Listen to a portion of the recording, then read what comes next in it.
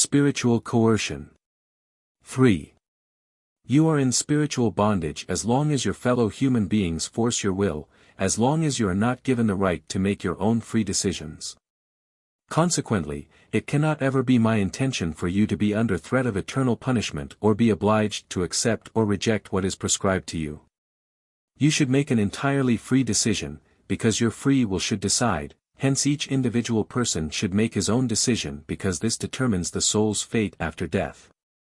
I myself will not force you, neither have I given you any commandments which could restrict your free will.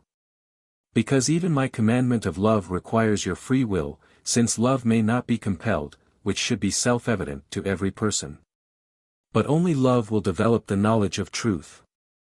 And thus, you humans cannot benefit when it is specified what you should believe, what you should accept as truth, because only a person living with love will be able to assess whether the doctrines given to you will correspond to the truth. And this assessment has to be undertaken by every person himself. He may not be prevented from doing so by prohibition or commandments. Because the latter is spiritual coercion. The consequence of such coercion is that people are living by a variety of misguided teachings and will not make their own effort to find their way out for fear of threatened punishment.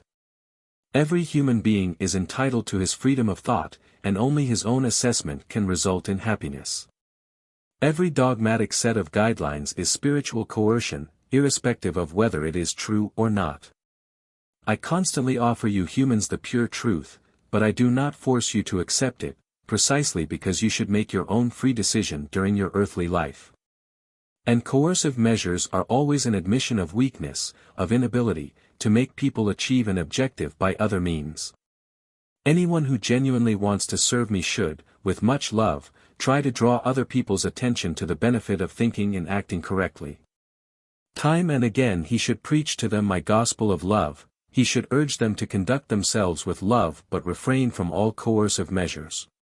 He can ask his fellow human beings to repeatedly listen to the proclamation of the divine word, he should remind them to do so kind-heartedly, but he should not make them do so under threat of divine punishment or use the commandments to force them, because this is not in accordance with my will.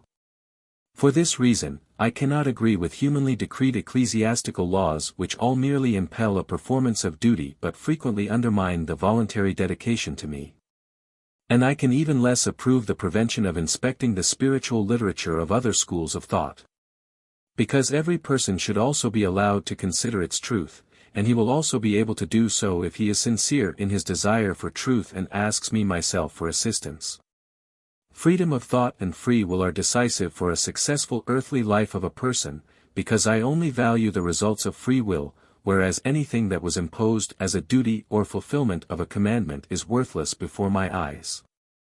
Anyone who is making an effort to live a life of love will also clearly recognize that love alone is the crucial factor for the human being to live in truth.